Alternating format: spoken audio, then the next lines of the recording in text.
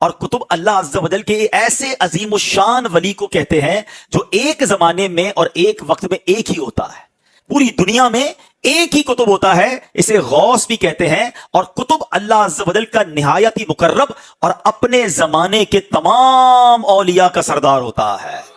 غوث اعظم کی شان تو یہ ہے کہ علماء کہتے ہیں اگر آج بھی کسی کو ولایت ملتی ہے نا تو وہ غوث اعظم کے در سے ملتی ہے، آج بھی یہ فیضان وہاں سے جاری ہوتا ہے۔ بغداد شریف میں آپ ممبر پر وعظ فرماتے ہوئے آپ نے یہ اعلان فرمایا تھا، قدمی ہذہ علی رقبۃ کل ولی اللہ، میرا یہ قدم تمام اولیاء اللہ کی گردنوں پر ہے۔ سب سے پہلے حضرت علی بن حیتی رحمۃ اللہ علیہ سب سے پہلے خلیفہ بھی ہیں غوث پاک کے، یہی سب سے پہلے آگے بڑھے اور قدم مبارک تھام کر اپنی گردن پہ لیا تھا۔ پھر یہ دیگر اولیاء کرام نے بھی باری باری ایسا کیا۔ ان دنوں حضرت خواجہ غریب نواز معین الدین چشتی اجمیری رحمۃ اللہ علیہ خراسان کی پہاڑیوں میں عبادت فرماتے تھے، یہ بھی بیان سنتے تھے غوث پاک کا۔ انہوں نے یہ سن کر غوث پاک کے جناب میں عرض کیا، بل عینی وعلی رأسی، کہ آپ کا مبارک قدم میری گردن ہی پر کیوں بلکہ میری آنکھوں پر، میرے سر پر۔ اولیاء اگر پھلدار شاخیں ہوتی ہے تو جو شاخ پھلدار ہوتی ہے وہ جھکی رہتی ہے، جن میں پھل نہیں ہے تو اکڑتی ہے۔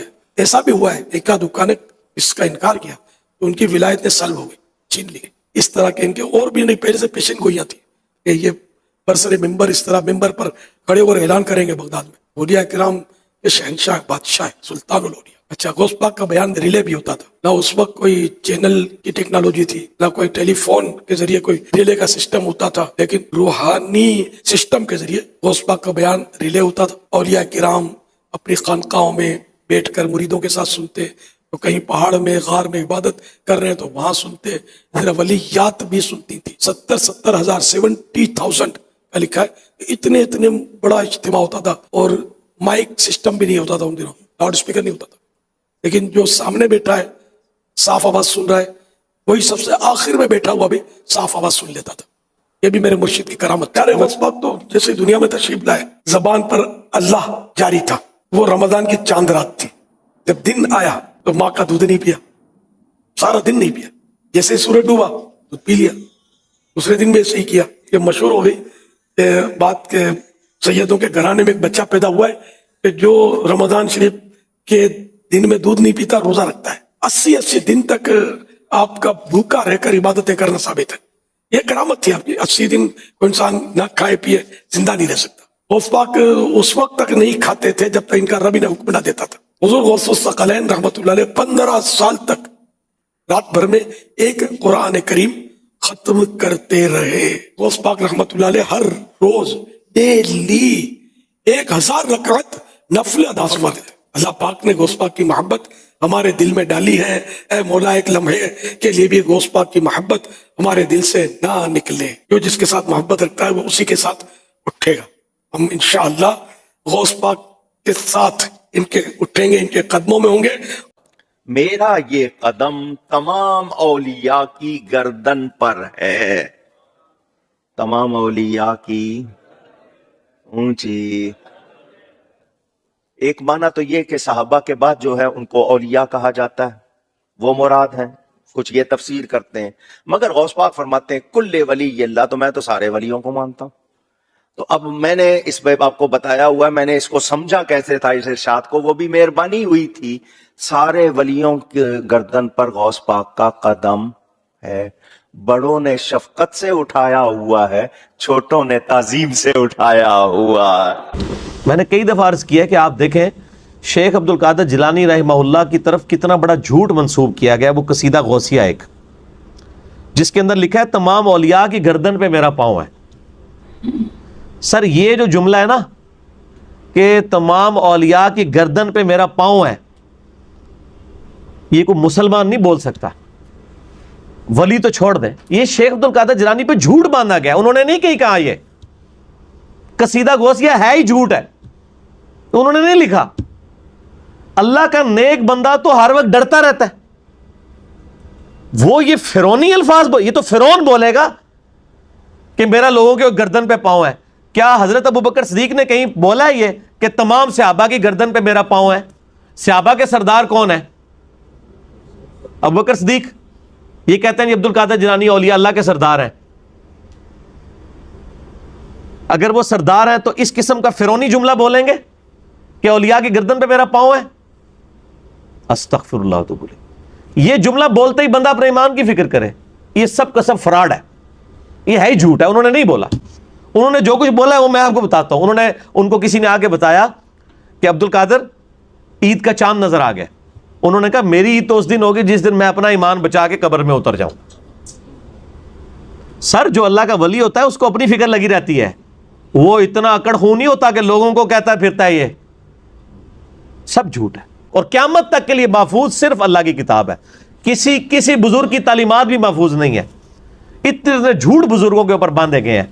اسی لیے قرآن پاک میں کئی جگہ ہے کہ بزرگ قیامت والے دن خود اپنے ماننے والوں کے دشمن ہو جائیں گے. 2.25 ارب عیسائی کہہ رہے ہیں حضرت عیسیٰ اللہ کے بیٹے ہیں, تو حضرت عیسیٰ ان لوگوں کے دشمن بنیں گے کہ نہیں؟ کیونکہ حضرت عیسیٰ کی تو یہ تعلیمات نہیں ہے. شیخ عبد القادر جیلانی کی کہیں یہ تعلیمات نہیں کہ آپ کو المدد یا غوث اعظم دستگیر شیئن للہ, کہیں ان کی تعلیمات نہیں. تو شیخ عبد القادر جیلانی دشمن بنیں گے. مولا علی علیہ السلام کی کہیں تعلیمات نہیں ہے کہ تم مجھے یا علی مدد کہہ کے پکارو. ان کی تعلیمات یہی ہے, ایاک نعبد و ایاک نستعین. مولا علی بھی اللہ کو پکارتے تھے, مولا علی کا ماننے والا بھی وہی ہوگا جو اللہ کو پکارے گا. اچھا ویسے کوئی شخص کہے نا کہ میں نے یہ کیا, میں یہ ہوں, کہتے ہیں دیکھو کہ ڈاکڑ خان ہے میں. تو شیخ عبد القادر جیلانی میں نہیں تو نظر آندی, میرا پاؤں تمام اولیاء کی گردن پہ ہے, یہ میں نہیں تو نظر آندی. ادھر کہتے ہیں سبحان اللہ. دیکھا آپ کو فرق؟ بابا کہہ رہے تو سبحان اللہ, کوئی اور کہتے میں. سر بابا بھی نہیں کہہ سکتا, نبی علیہ السلام نے کبھی یہ نہیں کیا صلی اللہ علیہ وسلم. آپ علیہ السلام عاجزی کا اظہار فرمایا کرتے تھے. بے شک. تو یہ بالکل جھوٹے واقعات ہیں. انہوں نے کہیں نہیں کہا کہ تمام اولیاء کی گردن پہ میرا پاؤں ہے. اور شیخ عبد القادر جیلانی رحمۃ اللہ علیہ کو تو چھوڑ دیں, اعلیٰ حضرت تو لکھا ہے کہ اولیاء اللہ کے سردار تو حضرت ابو بکر صدیق ہے. تو ان سے ذرا پوچھیں کہ حضرت ابو بکر کی گردن پہ بھی پاؤں ہے, نعوذ تو وہ باللہ. آپ دیکھ لیں. ہاں وہ کراچی کے ایک مولانا نے کہا ہے کہ بڑا عرصہ سوچتا رہا. ایک معنی تو یہ کہ صحابہ کے بعد جو ہے ان کو اولیاء کہا جاتا ہے, وہ مراد ہیں. کچھ یہ تفسیر کرتے ہیں, مگر غوث پاک فرماتے ہیں کل ولی اللہ, تو میں تو سارے ولیوں کو مانتا ہوں. تو اب میں نے اس پہ آپ کو بتایا ہوا ہے, میں نے اس کو سمجھا کیسے تھا اس ارشاد کو, وہ بھی مہربانی ہوئی تھی. سارے ولیوں کے گردن پر غوث پاک کا قدم ہے. بڑوں نے شفقت سے اٹھایا ہوا ہے, چھوٹوں نے تعظیم سے اٹھایا ہوا ہے. کہ اولیاء میں تو صحابہ بھی داخل ہیں, تو ان کی گردن پہ پاؤں کیسے ہے؟ تو اس کا حل مجھے مل گیا. انہوں نے کہا چھوٹے بچے کو جب یہاں پہ سوار کیا جائے نا,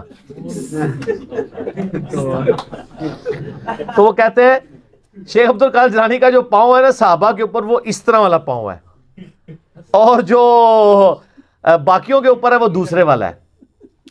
تو سر میں نے ان کی تو پوری گیم ہی الٹ دی ہے کہ تذکرۃ الاولیاء میں فرید الدین عطار المتوفی 627 ہجری میں لکھا ہے, انہوں نے لکھا ہے کہ جنید بغدادی کہتے ہیں کہ بایزید کا اولیاء اللہ میں وہی مقام ہے جو جبریل کا فرشتوں میں. تو سر جنید بغدادی تو پردادا پیر ہے عبد القادر جیلانی کا. تو پردادا پیر کہہ رہا ہے. آپ پتہ ہے شیخ عبد القادر جیلانی کس سلسلے میں بیعت ہے؟ جنیدی سلسلے میں. رائٹ. قادری سلسلہ تو ان کے نام سے چلا نا, جس طرح اب الیاس قادری صاحب آئے تو اتاری سلسلہ شروع ہو گیا. لیکن اگر آپ پوچھیں کہ اتار صاحب خود کس کے ہیں تو وہ کہیں گے قادری رضوی. تو عبد القادر جیلانی تو خود جنیدی تھے, اس لیے کہ وہ جنیدی سلسلے کے. کشف المحجوب میں جو تصوف کے 12 فرقے ہیں ان میں ایک جنیدیہ بھی ہے. تو جنید بغدادی تو یہ کہہ رہے ہیں, اب ہم آپ کی مانیں شیخ عبد القادر جیلانی کی مانیں یا ان کے پردادا پیر کی مانیں؟ تو ایسی ویسے ہی کہانی ہے. تو قصیدہ غوثیہ میں اس طرح کے جو جھوٹ لکھے ہوئے ہیں بالکل جھوٹ ہیں.